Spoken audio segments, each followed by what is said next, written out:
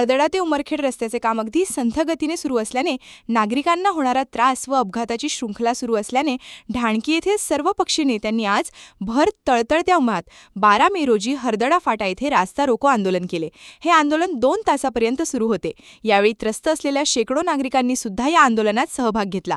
रास्ता रोकोचे निवेदन देऊन सुद्धा MSIDC विभागाने कोणतीही कारवाई न केल्याने रास्ता रोको आंदोलन करण्यात आले।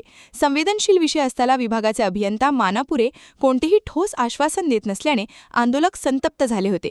त्यामुळे काही काळ तणावाची परिस्थिती निर्माण झाली होती। अखेर अभियंत्याने कंपनीच्या लेटर पॅडवर 30 जूनपर्यंत रस्त्याचे एका बाजूचे काम पूर्ण करून रहदारी योग्य करण्यात येईल अशा लेखी आश्वासनावर आंदोलकांनी आंदोलन मागे घेतले।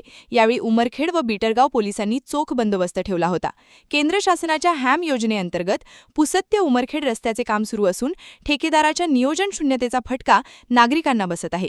संपूर्ण रस्ता खोदून ठेवल्याने तसेच ठिकठिकाणी खड्डे पडल्याने दररोज अपघात घडत आहेत। या रस्त्यावर रहदारी भरपूर असल्याने हजारो लोकांना दररोज त्रासाचा सामना करावा लागत असल्याने ढाणकी येथील सर्वपक्षीय नेत्यांनी 4 मे रोजी निवेदन देऊन रस्ता त्वरित सुरू करण्याची मागणी केली होती।